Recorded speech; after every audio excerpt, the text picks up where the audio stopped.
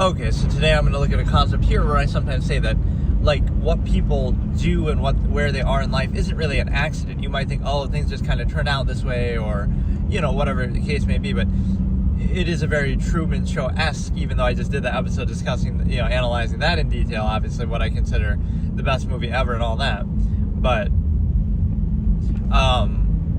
it's like your life and the circumstance you're in, you might say, okay, it's somehow prideful to struggle against it, and oh, look at me, look at me dealing with all this unqualified kind of contrivance. But what it shows you actually is that it's all a design, and it's all either, other people, government, corporations, whatever it might be, right? The elite power structure, they dictate a lot of things, the people around you, your family. So even when you look at it from yourself, right, like there's two different ways I can explain this. So one of them is the fact that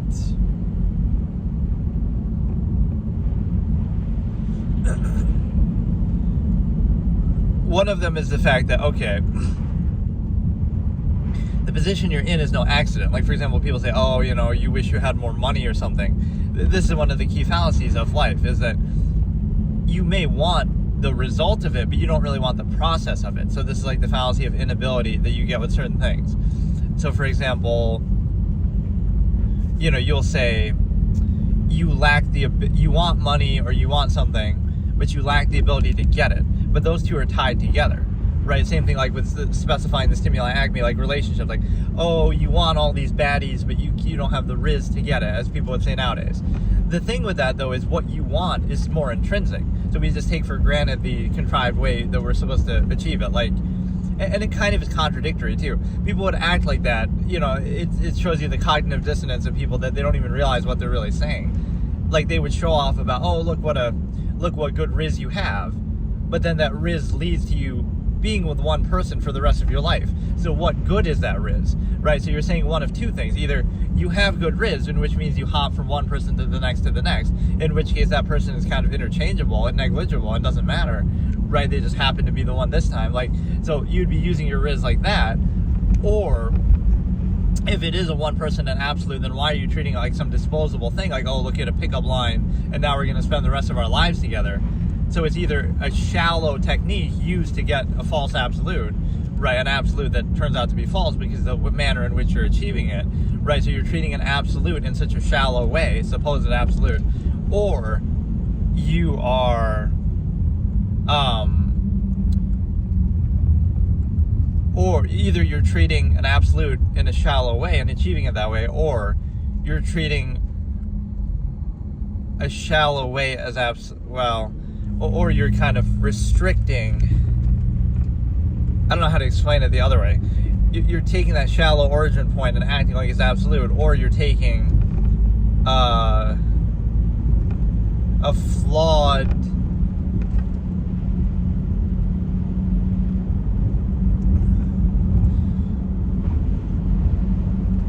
or you're doing it in such a way that it is disposable, in which case it's not really about it's not really anything special. It's just like, okay, you hop from one to the next, so it's like we're kind of kidding ourselves. But what that means is it's like people, like the inability to achieve the specification of the stimuli acme. What if you don't want the specification of the stimuli acme? You just want the inherent hedonism, you just want the base element, right? So those are two different things. So you'll say, oh, you lack the ability to get this, right? Achieve this thing. But the way that society expects or wants you to achieve it is different than what you actually want. What if you just want the sex, you don't want anything else? You might say, oh, but you have to settle for it, or you have to, whatever. But you don't have to, first of all. Like, people like-minded in that way could certainly do that. But what I'm saying is, you are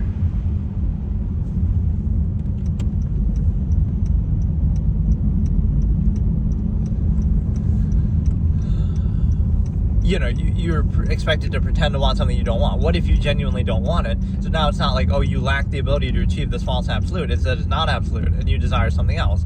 You want orgies, you want open relationships, you don't care about sex at all, right? Any of those scenarios don't fit into society's contrivance. So it'll be projected anyway But it doesn't matter, right? Like that's the way that society has to see it to cope with its own contrived state.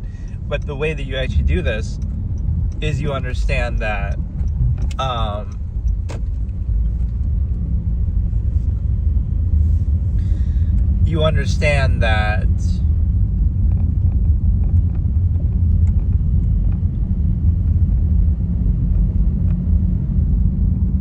you know, what you're projecting are two different things. You say, oh, you lack the ability to achieve a false absolute. Not that it's not absolute. So what if that's just your objective? What if that's your position? You don't want to specify the stimuli acme. You don't care about that.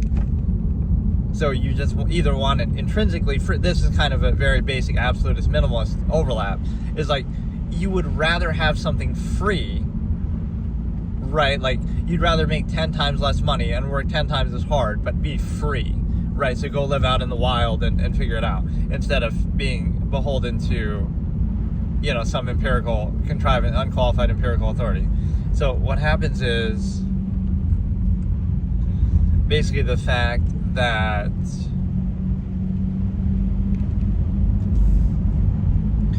we got to get on a good stretch of road because these fucking plows don't do shit. It doesn't even snow that much on some of these days, but they're just not ready. They're asleep. Like, it won't snow for a week, and then they're asleep when it does. Like, fucking... But the thing is that,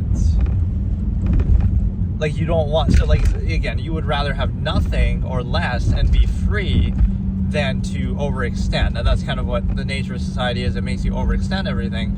Like, oh, you have more things, more possessions, more this, more that.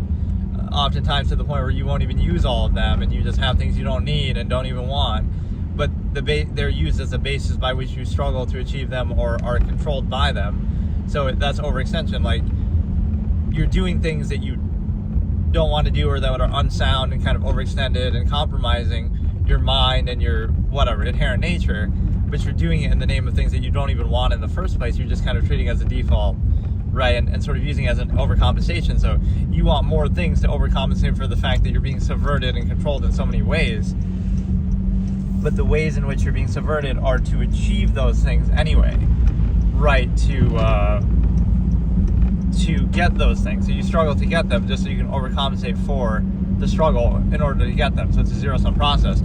So at least in that confines, you can choose the degree to which you of what you really want. So if you want less, then you sacrifice, but society has that interesting way of trying to force you anyway, of trying to force you to, even if you don't require anything, it doesn't let you really be free, so you still have to, you know, the middlemen always win, the corporations always win, whatever. But yeah, think about that dichotomy of you want it free or not at all. You want it, you know, anytime, like, you know, a good example could be folly favoritism. Like, why would somebody prefer, well, either the internet versus social interaction? Like, it's objective, it's much, you know, anything you could, or the mind versus, you know, these infinite things. The infinite objective mind, that you can think anything at any time, your imagination, versus, oh, limited to some social contrivance initial basis in front of you, right, nearness postulate.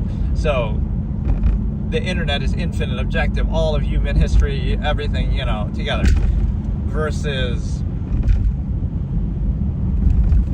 you know, versus this road, actually, this time is kind of interesting. This road is never like this. Even when it snows heavy, it's never like this. It's only because the time is so odd, right, that the plows haven't gotten around to it. But, like, this is a major, major road that would never be quite this bad, especially with this little amount of snow that there actually was. But yeah, I like that I've caught some of these big storms when we have driven through them. That one day was fucking ridiculous. I can't remember when it was, but it was like, I don't know how well you can even see some of this, but I guess that's part of the point. It'll simulate the low visibility. But, and what seems trivial this whole season is like washing my car. It, you know, I almost never wash my car because that's what it feels like. It feels pointless. You wash it and then 2 days later it's fucked up. Like, what's the point?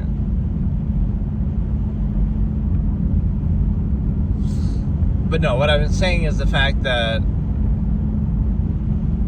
you either want it freely, fully, and not to be controlled by it in a half-mast state. So, like, society will control you so heavily. society contrivance preys on that. It wants you to be controlled by something at half mast, and it needs reinforcement itself for its unqualified empirical state. So what that means is, like, this is where gender roles and stuff like that come in. Why people want to break free of that. Oh, you're born a biological female, so therefore we get to control your entire fucking life. So that's why people reject it. It's one thing, okay, fine, you have certain body parts, you have reproductive capabilities, and that's about it. But instead, oh no, that means you have to play with dolls, and that means you have to wear makeup, and that's why? Because we sexualize women? Because, yeah, you can say biologically they're considered more attractive, even if you want to say that on an objective level, that sure, there's certain body parts that emphasize that, but that doesn't mean that you have to define their whole life by that. So, oh, you play with dolls and makeup, why? Because society sexualizes you, even though this could be when, it's weird, because, like, I don't know, the appearance is emphasized even in ways that seem like, oh, no, it's just a kid playing with their dolls and dress up and stuff. But the reason why that's emphasized for women, or for girls more than boys, is why? Because when they grow up, society sexualizes them. So is that a form of grooming? We groom our children in that way. Like, oh, because society is obsessed with that and women's looks, we associate hobbies and habits with women. Again, whether it be makeup, dress up, clothes, whatever. So it's a weird subliminal thing, but there is no other basis to it, right? Women are looked at for their appearance. Women are, society is obsessed with that. And so, that trickles down even to children, which makes no sense at all to even look at it that way. That, like, why are we grooming children to appeal to appearances in a way that ultimately is sexual, that is ultimately, the origin point is that, even though you're not thinking about it, obviously, in that case, hopefully, but that's unfortunately the problem, right? That's the reason why the gender is associated with that. You could say that's, again, nature's fault for the result being that perceptibly, like, it's more emphasized appearance, whatever, but that really doesn't have to define someone. So that's why you can see people would reject those genders, because it's not just, oh, you happen to be this biological gender and that's it. Oh no, now we're going to tell you what you can do, can't do, must do, should do. Like, so much. So that's where society is, like, preying. They're preying on you, like, we need to label you so we can control the shit out of everything you do ever in your life, right? And that's really what it is. It's not innocent. So when you look at that, like, there's certain preconceived notions. You'll be defined and perceived a certain way just based on that. So when you look at the layers of preconception, this is why people don't even think for themselves. Oh, because this person is a man, you'll have all these preconceived notions. Because they're a woman, you'll have all these preconceived notions. Then because, oh, they have an accent, then you'll have these preconceived notions. Then because they're from this country, you'll have, like, at what point the human variable and nuance and self-actualization and, like, even what I'm doing right now. Anybody can think, anybody can be objective. So, like, a discussion like this, at a certain point, doesn't matter who I am or, like, how I'm saying it, or, like, you let the ideas speak for themselves. Anybody can think anything. So, like, why? But society is eager to, again, define you in a narrow, limited way that it can control, and that's more important than anything else. So the thing is that, like I was saying, maybe you don't want to stimuli, acme, specify, but what I'm saying is,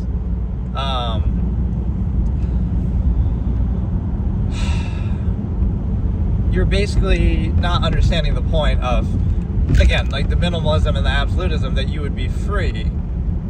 You would rather have something free. So it's like, would you rather, in a minimalistic sense, not have sex at all, rather than base your whole life around it and be ruled by it and be controlled by it and be, all these kind of things, just because of your hedonistic inherent tendency, the stuff of animals that you would glorify and gratify to try to be controlled by, to specify an inherent process.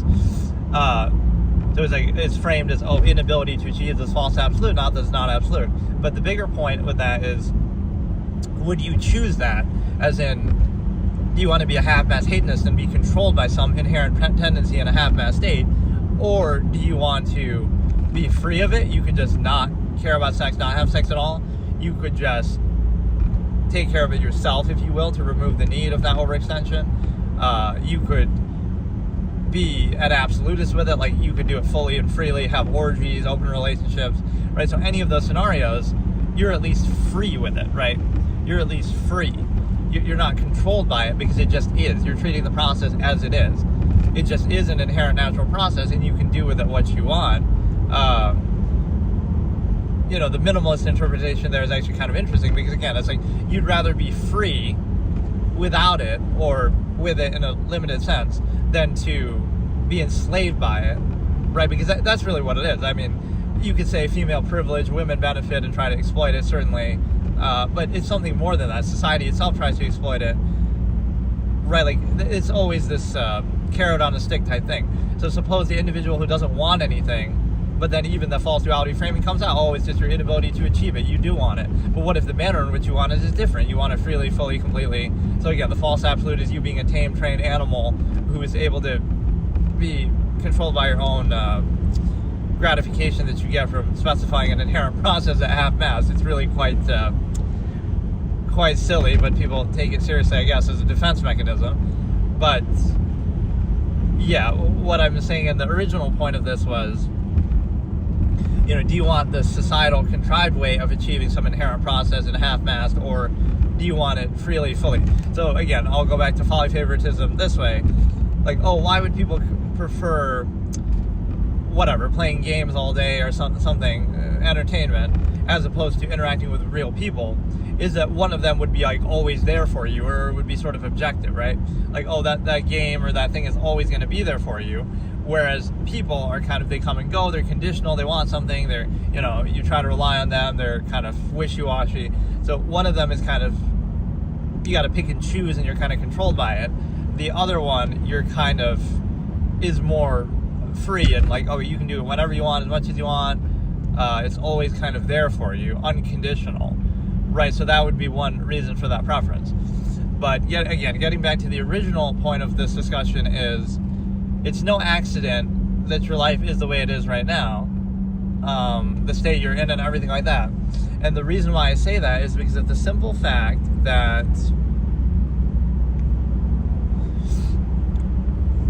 well, a few different things. So it's the fact,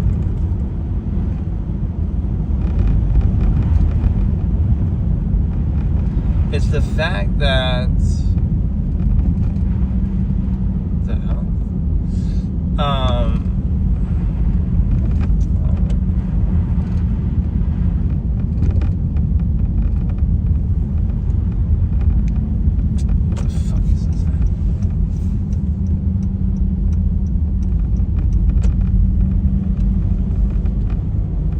okay, it's the fact that you're basically in a position to, again, it's both your choosing whether you want to acknowledge it or not, your inherent nature versus contrivance, expectation, whatever, that you let define you, things that you don't need, that you struggle to get, things that you'll never use, that you'd covet, right? But again, it's self-created in the sense that you are,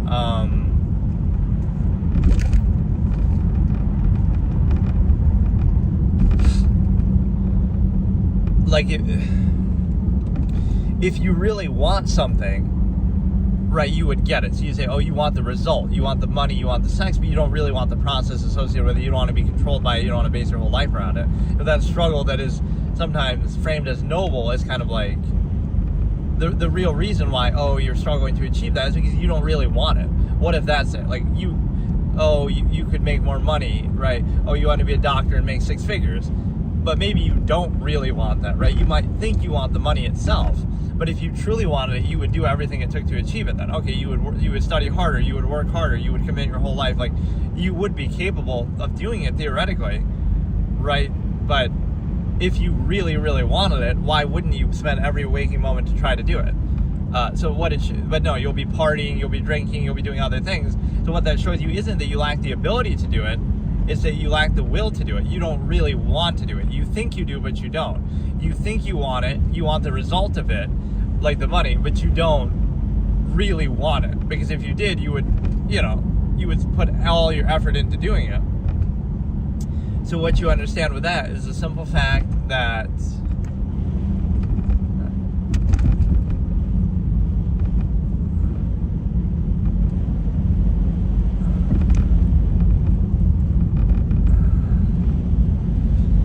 right, you don't really want it. So what if you work a minimum wage job or something lesser, and it's like, maybe you're okay with that, maybe you're content with that, maybe not even the job itself, but like the lesser means, like, you don't require as much money, you don't desire, so in that weird gratifying way, you say, somebody feels gratified for making more money, but it's kind of like, is that really impressive or not? Maybe somebody doesn't want that much money, right? Maybe they're happy with less, maybe they're, simplicity. So really, you're not saying, oh, look how much better I am that I make more money. You're saying, look at how much more greedy and materialistic I am, that I, require more, that I desire more, that I define value that way, right? Where somebody could be totally content and at peace with something else, something lesser. But, so again, it's no accident. And here comes a little victim blaming segment. We should have one of those every episode, which incidentally I might anyway, but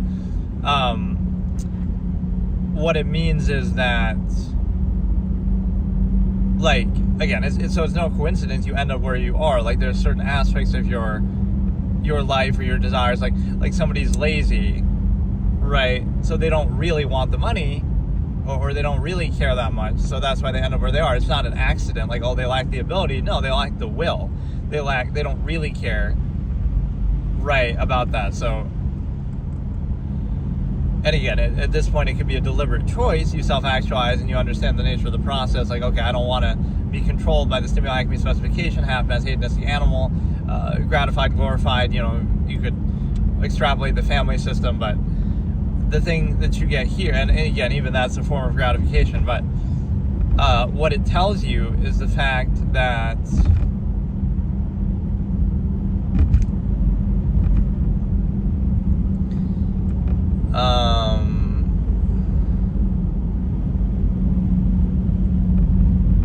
right, it's no accident that you end up in that position. And even so far as saying, again, the elitist victim blaming part, let's do a segment here. If you have a gambling addiction, you have a drug addiction, alcohol, some problem like that, that's actually your fault. And I know, again, notwithstanding a very young age that you might be influenced at, but other than that, those things are kind of like,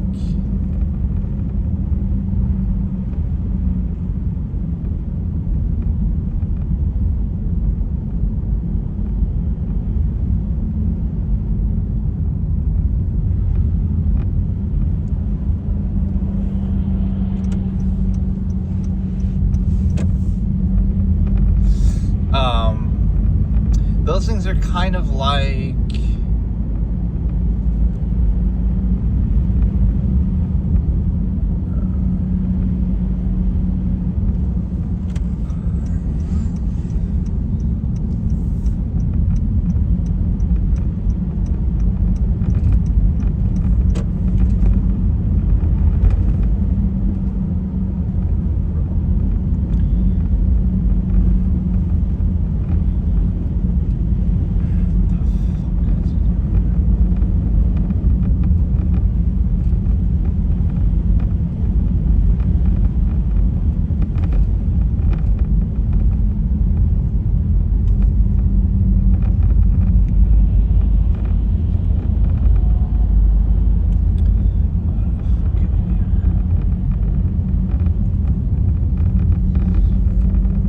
what I was saying is those things are kind of like,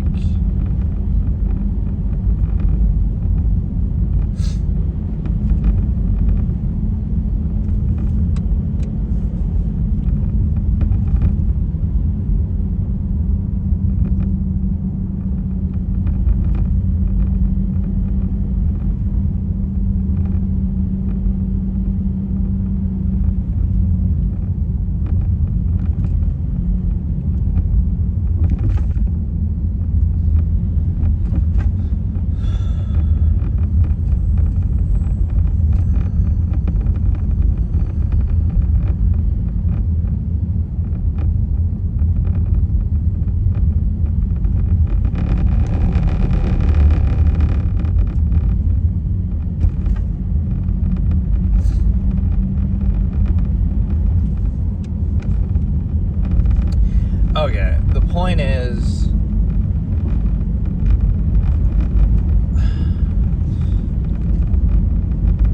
right, gambling addiction, alcohol, stuff like that. Assuming a certain age, obviously, influence and all that, but an adult, right, you're choosing to do it. It's kind of a luxury to do it. It's your fault that you do it.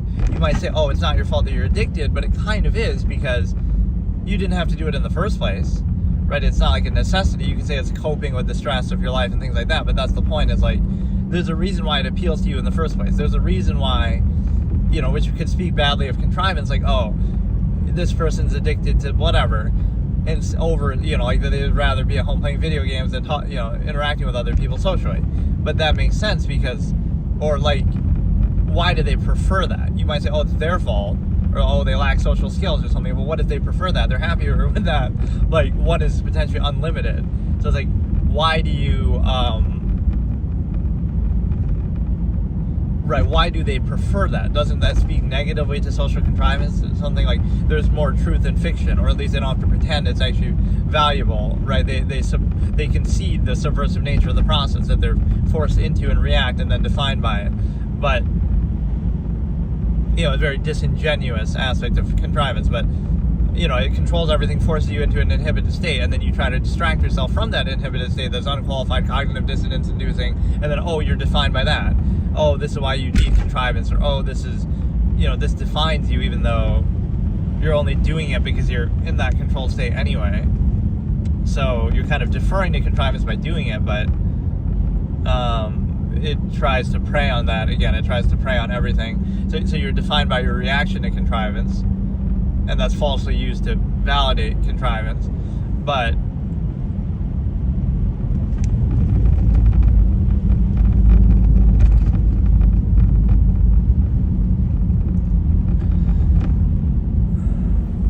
what that also stands to reason is the fact that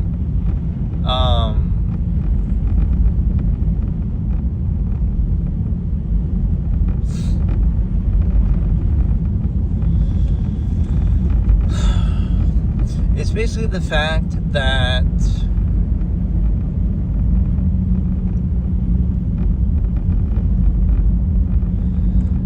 again, it leads to victim blaming thing, the fact that gambling addiction, alcohol, drugs, whatever, is like you could say, oh, it's not your fault and they're addictive substances and stuff, but we can sympathize when somebody's already in that addictive state, but you can still question it and say, well, it's your fault for doing it in the first place. It reflects badly on contrivance that it even appeals to you in the first place. It's your choice to do it in the first place. It's a luxury to do it in the first place. Right, it's your fault for not being able to control yourself, for doing it too much, or for doing it at all, right? There's a reason why you chose to do that. So you might say, oh, look, this person's an alcoholic, and therefore you can't blame them for their actions, right? Or even for their addiction. But the problem is that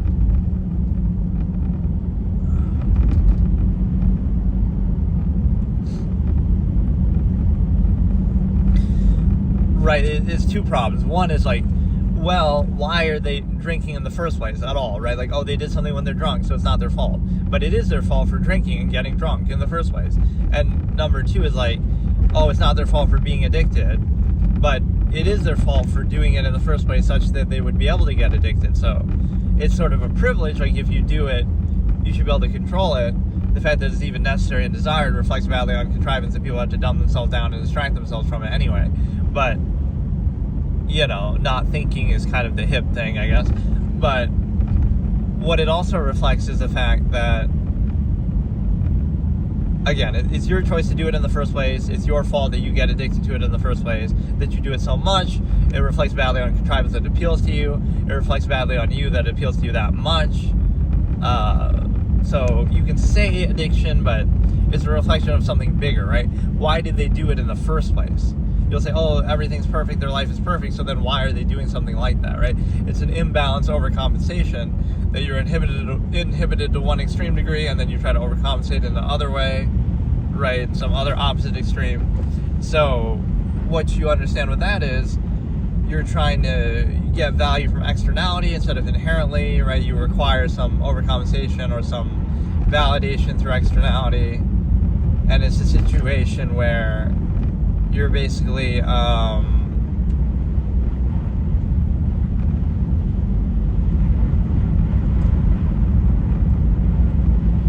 you're basically in a position to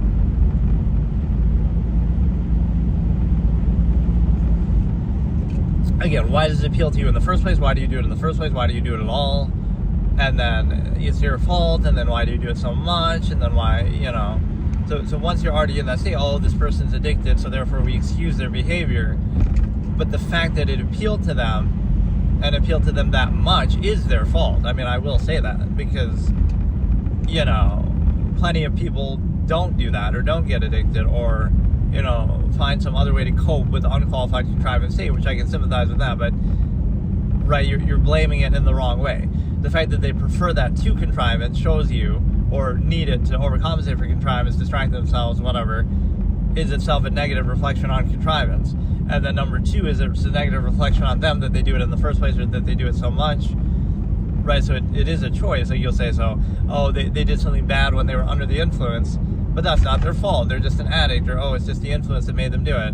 But it is their fault for doing it in the first place then, especially when they can't handle it, or if they know that. So, and then the other point that I was saying is, again, yes, everything is self-created, and there's a reason why you do it, right, and why you end up in a position, right? It kind of, because you might say, oh, it's like a mistake, or they regret doing something, or, like your life choices, but it really isn't that, because you might not be thinking, and people kind of glorify that unthinking state, like, oh, don't think too much, don't overthink, and then meanwhile, you end up getting pregnant, or you end up doing something like that, and then you regret it the rest of your life. Maybe you should have used your brain, maybe you should have been thinking. So I love the duality of that. Let's not think, oh, thinking is bad, and then you end up in a position that you regret, and then, oh, but don't think about that either. Like, maybe you should be self-aware and actually choosing what you're doing and actively self-aware. But, it shows you that it requires you not to think in order to value contrivance or to be controlled by it, basically. But it's a situation where, again, those are the aspects, like how you self-create your state. So you'll say, oh, like it's a mistake, or, oh, things just happen, or, oh, whatever. But everything is a choice. Like, there's a reason why you do that. There's a reason why you end up in that position. There's a reason why a lot of social engineering, too, we'll get to that in a minute. But, there is a reason why someone ends up where they are. You might say, oh, it's like a lack of ability, but even that lack of ability is like a lack of will, like I said, where there's a reason why, what is it that you really want? And if you really wanted something, you would do more to achieve it. So it's that you don't really want it, but society pressures you, makes you think you want it. Maybe you think you want it yourself, but like if you truly want it, you do more to get it. So it's no accident that you end up kind of in the position that you're in. And then the second part of it is, again, the social engineering contrivance thing. Either it's something that you're doing, right? You're choosing to do things a certain way, but you don't want to acknowledge them, or you don't want to think about them, or you don't want to, be aware of them. You pretend like, oh no, that's not really what I want, but my actions indicate that that is what I want, or that's how I am. And then the second part of that is the fact that basically,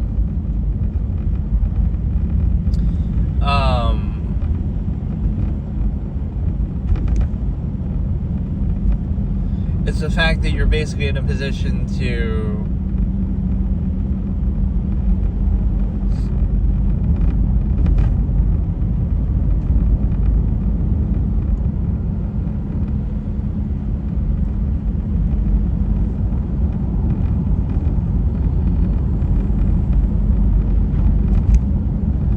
you're subject to contrivance. So either it's something that you're self-creating, but you don't want to acknowledge it, or it's something that, and people try to excuse that, like, oh, it's the devil made them do it, or something, try to label them. Oh, it's a psychological condition that made them do it. Like, well, even if you want to try to label something, that psychological condition is part of being a human being, and one of the many things that people can do. Not everybody with that condition does something bad. Not everybody who does something bad has that condition. So it's something innate to humanity that we want to try to label and kind of talk out of it, talk away. But again, the other aspect is it's self-created, if not by you, when you don't want to acknowledge or be aware of it. It's self-created by like your inherent nature versus your supposed nature that you're pretending to have in society. So even that's a form of social engineering, like what you're supposed to want versus what you really want. and then there's a struggle to achieve it, and you might like, oh, that's your lack of ability, but it's really not. It's like, oh, what you really want is just this inherent tendency, but what you're forced to do is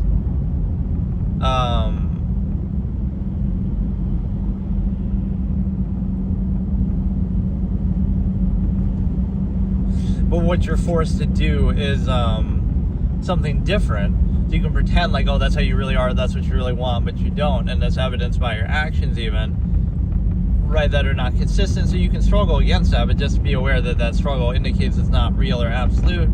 You can say whether it's worth it or not to struggle, but part of that struggle is a cognitive dissonance of, again, not just the ability to achieve a false absolute, but that it's not absolute. So that's how it's treated. Like, oh, it's how well can you overcompensate or tolerate for this flawed artificial contrived state. Not that it isn't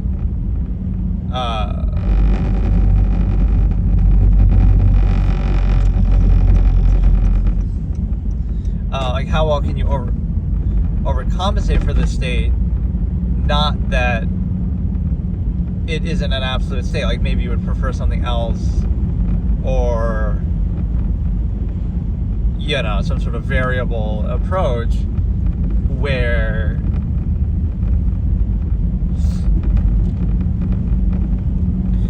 like it's your inability to achieve a false absolute, not that it's not absolute, and kind of uniform, specified kind of mindlessness.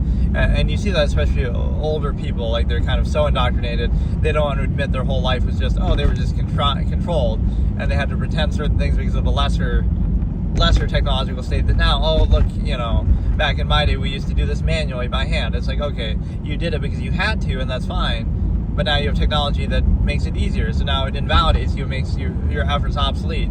So you'll pretend like, you desire that. A good example is the nearness postulate, like, back in my day we used to go out with the local people in our local area, and it's like, yeah, you did that because you had to, and there's nothing special about it, versus now you have all these options all around the world. You have more options, higher standards, more resources, but that's somehow a bad thing because it kind of shows you how shallow the options that you had to settle for were. So you try to condemn having more options to try to make the option that you were kind of forced into seem better, right? Because again, you went out, your parents went out with the local person in the local area because they had to and they had no other choice. But now they want to pretend like it's absolute, and now, you have more options. You have people halfway across the world. You have everybody, interconnected.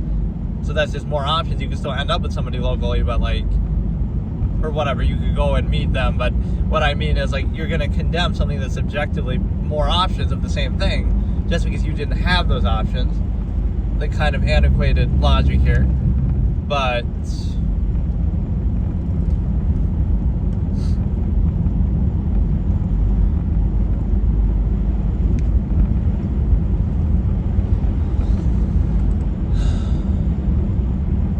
the other part of this discussion was the fact that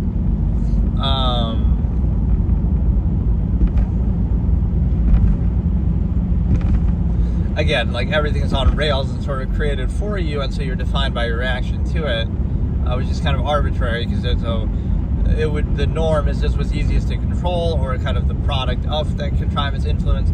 So that's really the way that you get people in a way that they would have an issue with, but they don't think about it. So it's kind of again, it's one of those one-size-fits-all paradigms that you wouldn't have that versus the human variable. So there's a certain amount of pride and indignant insistence upon it, right? Kind of defining yourself by things that you didn't choose, that you were influenced by in your youth or whatever.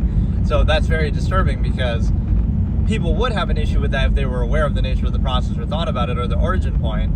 The only reason why you value that is because you were influenced by it in your youth, or the only reason why you're like this is because you're indoctrinated by contrivance and constantly inhibited by it, right? Not because you really want that or choose that. And so now you put yourself in a position to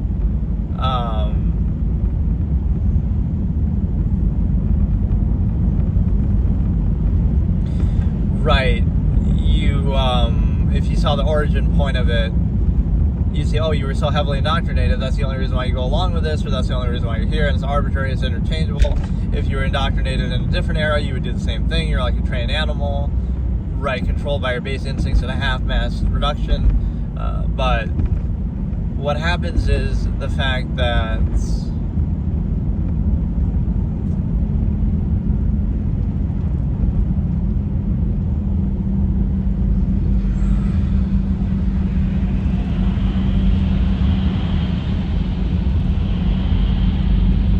it basically allows you to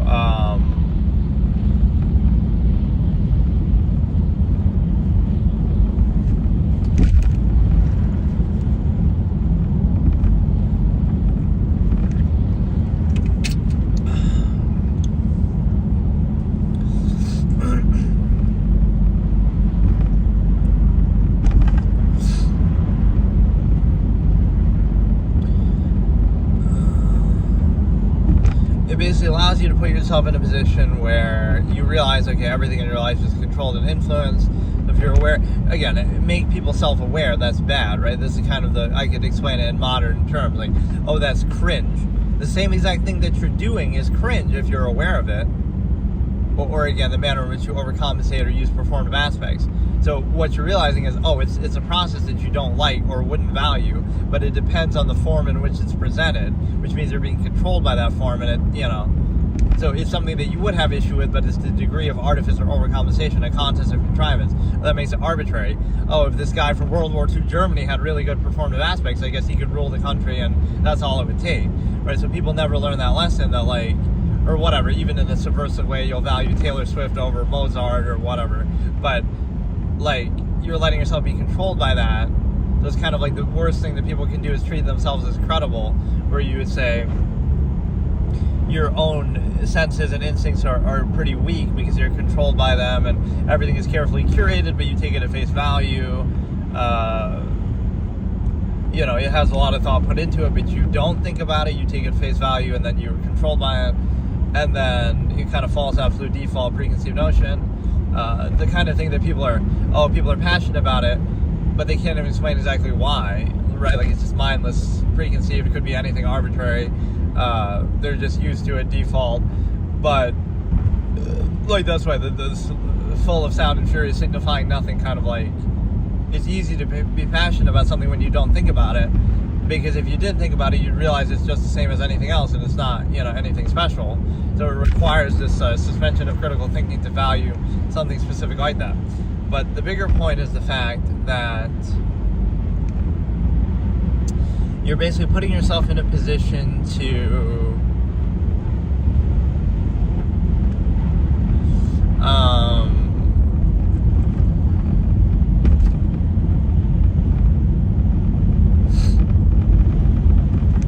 again, you're either defined by things that you don't want to acknowledge in your own nature, right? Or you're defined by things that are kind of on rails and created for you, as in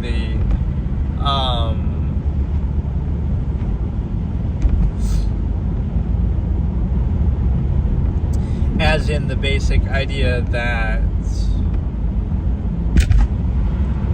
every aspect of your life is controlled, every aspect is indoctrinated reaction, so it kind of turns the enemy into the individual. Like, it's your fault for thinking, or it's your fault for being aware, or your fault for having higher standards, or your fault for being aware of that contrivance indoctrination, right? Like, because people don't want to face it themselves, that, oh, we're just mindless sheep who've been indoctrinated. Oh no, it's your fault for not going along and reinforcing and overcompensating for that indoctrination and kind of being relatable and relating to it. It's your fault for having higher standards and not being defined by it in a reactionary way, even like appealing to it but being self-aware, right? Like, even by being neutral, right? This is why non is a false negative. You're aware of the nature of the process, so even though you defer to it and go along with it, you still show your awareness of it, like you're tolerating it, you're putting up with it, you're doing it just to appease others who are controlled by it, but you don't require or desire it yourself. So that would make them uncomfortable, like, oh, that's negative for you. Not that the same, that's the best way to show it, right? Self-awareness is really the problem, not the process itself, even though the process is the same whether you're aware of it or not.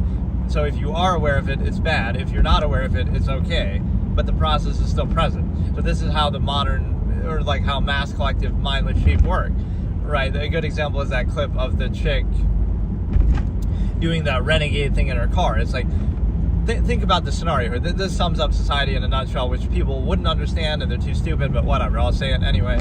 Just, she's doing the performance in her car, like dancing along to this renegade song, and she's filming it, right? She's recording it for TikTok or whatever, right? So she's recording herself dancing to a song in her car. and she intends to show that video to people online and so forth, right?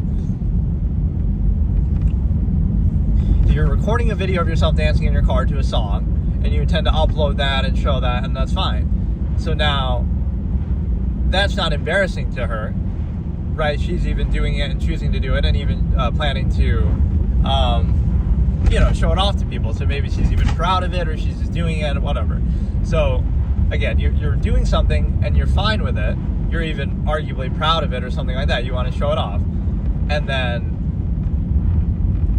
what happens? Somebody else is watching you from a car across the street, and they see you doing it, and then, oh, now she's embarrassed. So she's doing the same exact thing. In fact, she's doing it to a greater degree.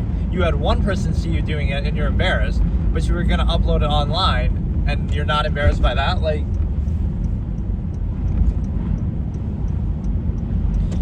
right? So there's two fallacies that shows you. It's like, pay no attention to the man behind the curtain sort of a thing. You're controlled by the same exact process that you would condemn, but it's just, oh, you want it to be more subtle or out of sight, out of mind. So like if somebody's obvious about it, oh, that's bad, or direct about it, or doesn't try to overcompensate, oh, that's bad. But if they do the same thing, but they're doing it like, they want it to do it more subtly or something, right? So if two people can do the exact same thing, but you want to kind of be controlled and fooled by it,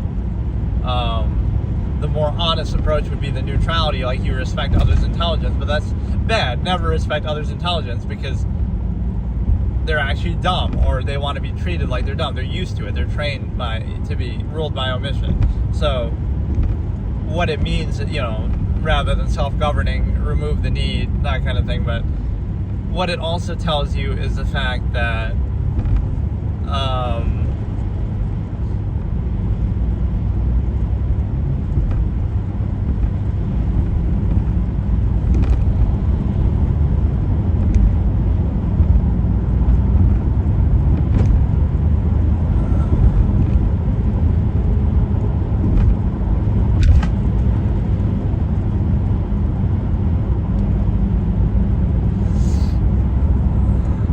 again, self-awareness of the same exact process. So the process is the same, right? The reality is the same. The same exact thing is happening, but it's bad for one of two reasons.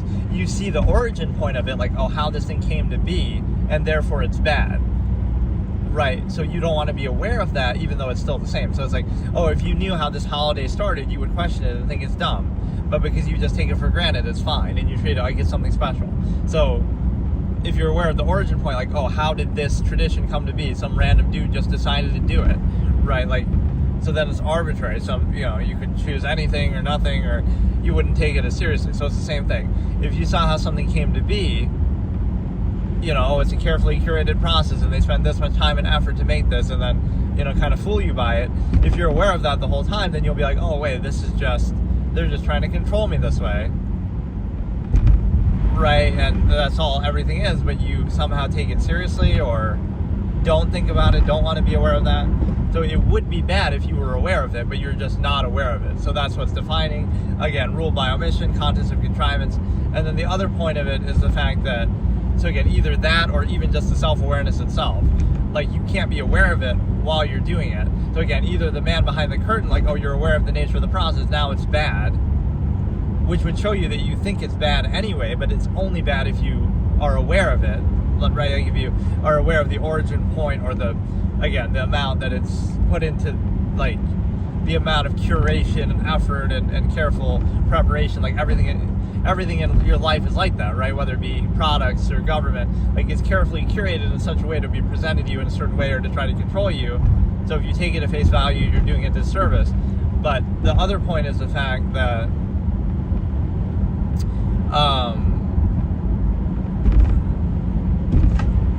the other part is just self-awareness. Like, it would be bad, it would be a flawed, subversive process, but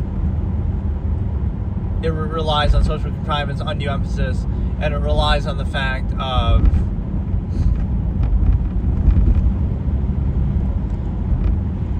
some appearance, pretense, presentation. So it's arbitrary, because again, this is why performative aspects are not necessarily credible, because it means that anybody can just do that, right? Like, it's a subjective thing that's very open-ended. Like, oh, so if somebody's a liar but they're just good at performative aspects, and even the fact that they have to overcompensate using them would be an indication. Whereas somebody with more neutral performative aspects, maybe they have no need, maybe they have no incentive, maybe they have no anything. They don't have any reason to hide anything, so now they're more direct. So the honest one or the direct one is bad, and the artificial one is good. It's kind of a good way to show that how people are controlled in initial-minded way. It's kind of like, oh, it seems good on the surface, so therefore it's good, right? So you could just cover up and do it that way. Or it seems bad on the surface, right? But again, that's kind of a reaction to it, because you'll say it seems bad on the surface because they don't feel the need to overcompensate. They just want to let it speak for itself, or they don't feel the need to do that. They have nothing to hide or whatever. They're just direct. Versus the other side, where you would say that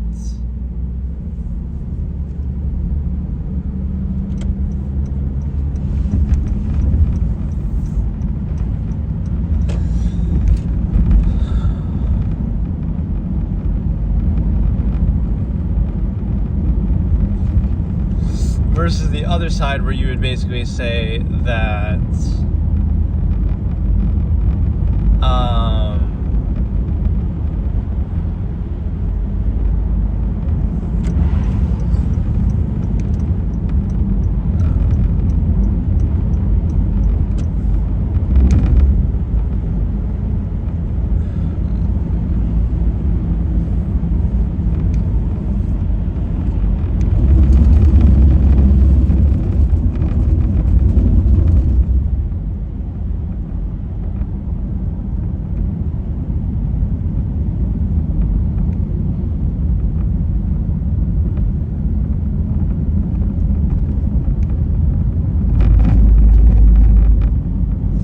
it allows you to basically understand one thing, and it's that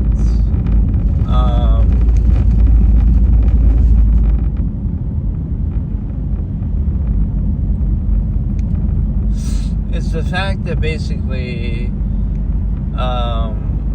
whatever, like, people are overcompensating, so it's more about the ability to overcompensate for a flawed subversive process than right actually holding it accountable, because you're treating it as like a default, mainly because there's so many people. So it's like, it just goes without saying that you can't do without it, even though specifically you can still do without it. But like, so you're conceding to a non-value subversive state that has to constantly be overcompensated for.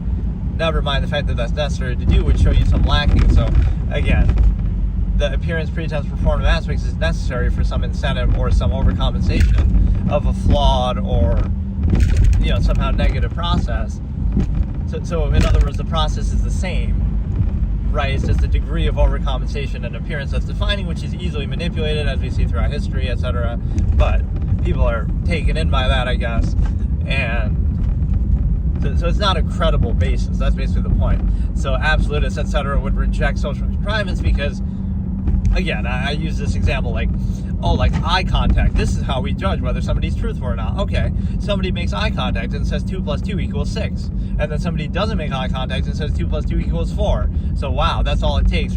That's all it would take for Adolf Hitler to come to power. He could look you in the eye and say, oh, 2 + 2 = 6. Wow. Like, this is how, but you'd be fooled by it. This is it. I mean, that's how social contrivance works. And I know on an average level you would want to say, oh, that's not the case, or you would use like hindsight bias. But the reality is, it's not about the individual there, right? Understand that, don't specify the conflict, understand the nature of the process. There's nothing intrinsic about social contrivance. Like, it's language itself is man-made, it's artificial, so it shouldn't be taken as too credible, right? Because anybody can just say anything, anybody can just do anything. Like, we give it some special gratifying thing because it's, we treat human beings, glorify human beings because they're human beings. Like, just because a person's doing it, we give them some benefit of doubt and defer to it, and therefore you're controlled by it. It seems like some positive, gratifying thing, but it's actually questionable. And then it also allows one other thing, the fact that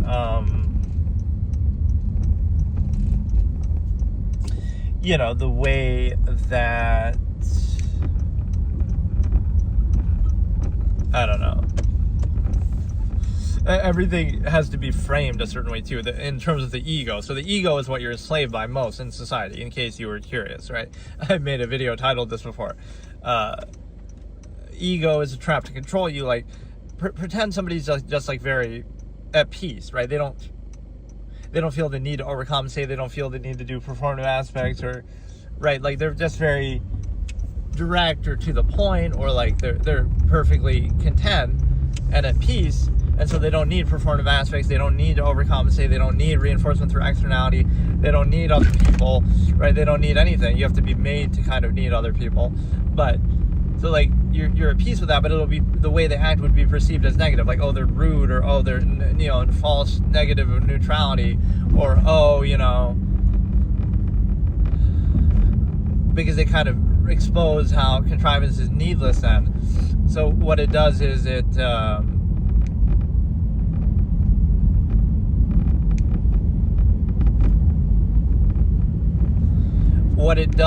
exposes the contrivance state in such a way that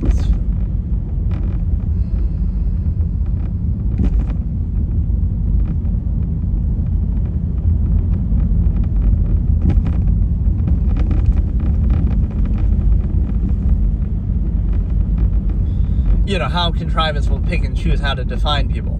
We're going to define and label and preconceived notion and myopic marginalization. Everything is a part of the same process. It's a reaction to the inherent tendency, it's a reaction to thought, right? But we somehow frame it a different way such that you're controlled by it. And so it allows you to basically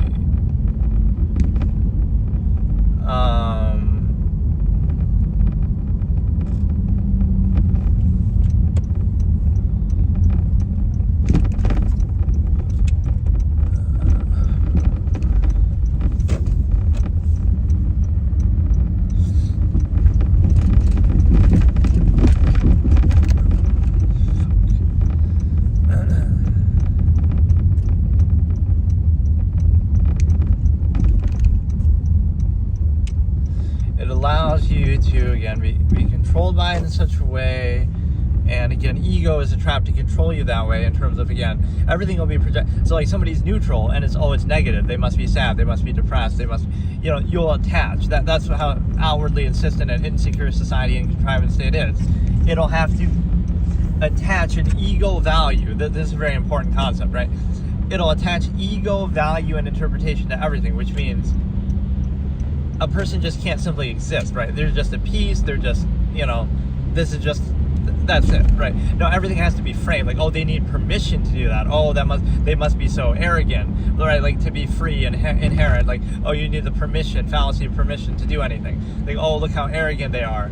They could just be neutral. They're just a piece. They don't need anything. They don't want anything. They don't, place any special. But no, you want them to defer and be subverted and be controlled just like you are. You're a salty, bitter victim of contrivance. But what it allows is it's the fact that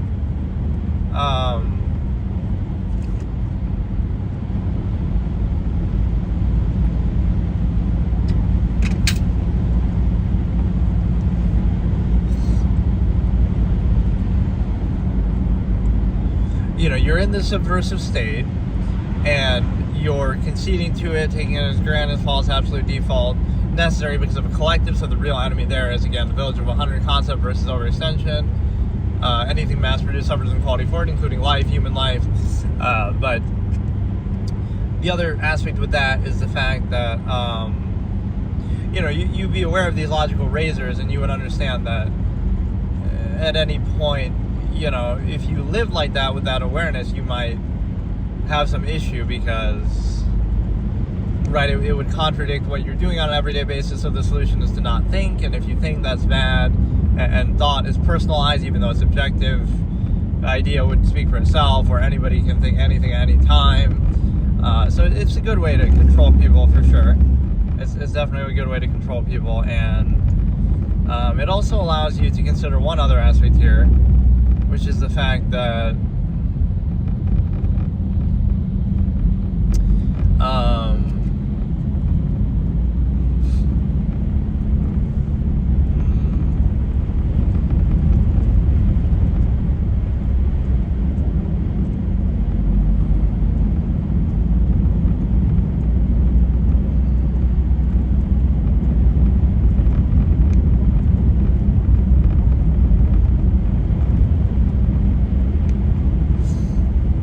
fact that you're basically in a position to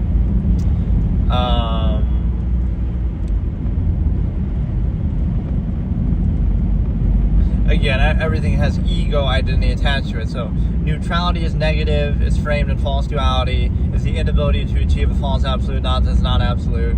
Or like any variance must be, oh, it's anti, they're doing it just to prove a point, they're doing it just to be a contrarian. So it shows you the insecure nature of a contrived state. That not only is it not absolute, but it has to constantly seek reinforcement through externality. There's somebody who's neutral, at peace, not doing anything, not wanting anything, not, just being neutral and at peace is itself a threat to it. Like, oh no, you can't be at peace and content with just nothing, or, minimalist or whatever, right? You can't be at peace with that. Oh no, you have to be controlled. You have to be controlled by some half-masked version of the inherent process. So that's how the masked collective is brainwashed. So it's like somebody's at peace. Oh no, they're only alone because they're so it's a cognitive dissonance and defense mechanism on your part, because it shows you, oh, you're not at peace with your state because they're only alone because they lack riz, they lack the ability to be, like whatever it is. It's like, again, you're trapped in a state of being special value through ego, human stuff, special value through externality, right? You rely on externality for value or validation over compensation, and then something that makes you aware of the nature of the process is bad, not the process itself, even though the process is the same. And then the other aspect of that is the fact that basically you're in a position to basically, you see what people value, they're not credible, follow favoritism, scoff at thought is bad, but then we'll value all these subversive insignificant things, cult of personality. People couldn't even explain what it is that they like or why they like it. It's just mindless reactionary nonsense, something to distract them, right? Again, half base, half form of their inherent state tendency. But the other thing that we get to here is the fact that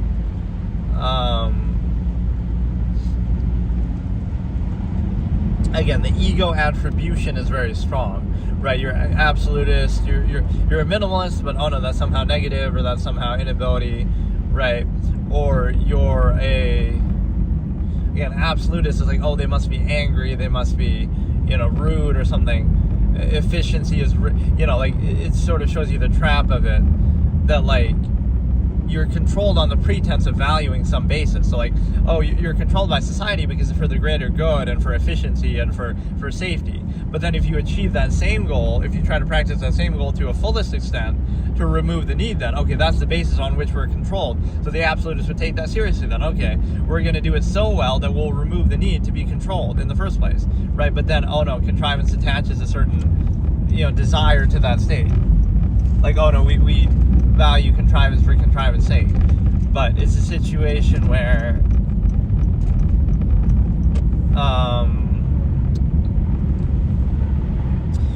it puts you in a position where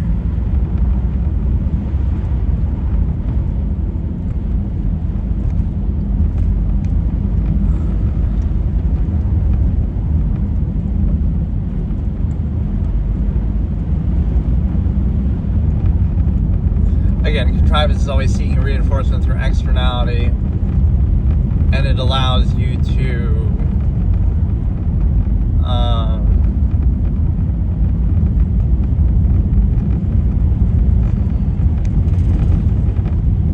structure reduction is kind of always like, you put yourself in a subversive situation, so it doesn't matter, right? Like, you can try to, so that's why, like, oh, if you're some higher standard, that's somehow negative. Because contrivance, a half-assed contrivance state would feed off of that. Like, a low standard that insists upon itself, that you no longer have the need to do if you're in a better state, or like, so it's not even arrogance, it's just like, oh, you have a higher standard, versus the lower standard that you're controlled by, and that you insist upon to try to overcompensate for the fact that it's a lower standard, right? So you remove the need, and you actually hold it accountable. So in that sense, that's why, like, oh, positive emphasis and stuff like that, oh, like being nice and stuff, like let's turn it into the anti-virtue discussion that I've had before. being nice is actually bad because it means that you're lying and being artificial and reinforcing a negative subversive state, right? Instead of, oh, being direct and honest is rude, or again, being efficient is rude and negative, even by the same process that we value. So even the same pretense by which you're controlled. So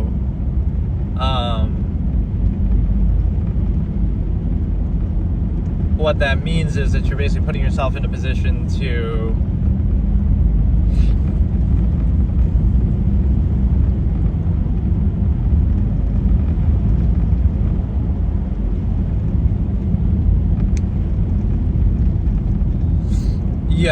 the ego basis by which you're controlled, and the, again, positive things are actually negative, that you're reinforcing a subversive state, overcompensating for it, therefore, instead of removing the need and holding accountable and actually changing it.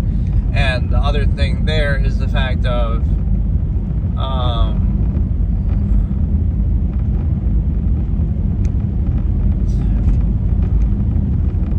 then positive things are actually negative, like, oh, we glorify functionalism or the zero-sum end. But then if you do it too well, too efficiently, then it's rude. Like, oh, if you're too efficient, that's rude. Or, oh, if you're too, direct, oh, that's somehow a bad thing. So you're in this half-mast state where you don't, a subversive state where you don't really value it. You pretend to value a half-mast dependent, overextended, pretense, non-basic self, right, like we talked about. And then it's also the fact that even like the false framing, like I said, the ego basis, even a discussion like this or objectivity that I present here, it would be personalized. Like, oh, it's you're only saying this because of blank, you're saying this for this reason. Even what I'm saying would be framed in false duality, like, oh, you must mean this thing, you must make this claim, right? Because contrivance itself is making a claim and is kind of outward. So what that means is you're not making a claim, like I'm not making a claim by doing this, but it would be framed like I am, because then it has to be dismissed in some sort of false duality thing, right? Like,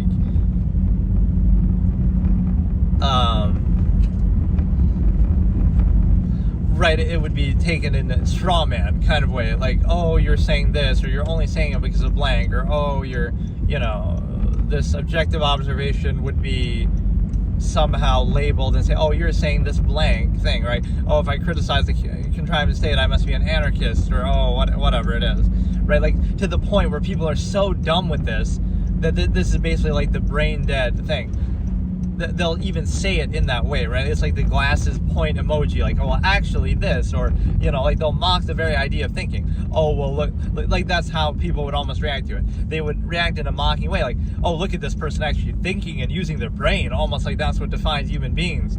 Imagine that, right? So they have to mock it as a defense mechanism. Wow, ha, ha, ha, this person's thinking, ha, ha, ha. Like, that's how they'd react to it. Yes, they're thinking, unlike you, who can't think in order to accept your half-mass contrivance state. Like, they're so brain dead that, that's why it's not even worth doing this, really. But yeah, it's a situation where, it's just, Jesus Christ, man. It's the fact that, why is this so bad? What the fuck? Basically, the whole trip was bad, but no, the thing that you have to consider is the fact that,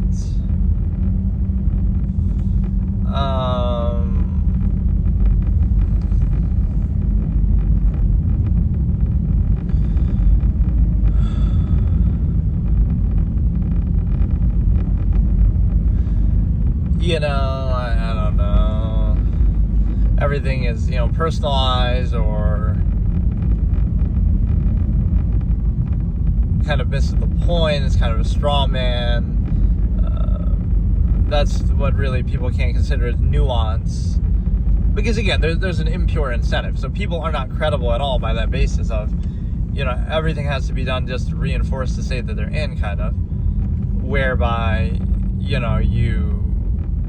you're already in a state, in a position, and even the way you got there isn't by choice, right? Reactionary kind of basis. So, right, you're not credible at all. You're just,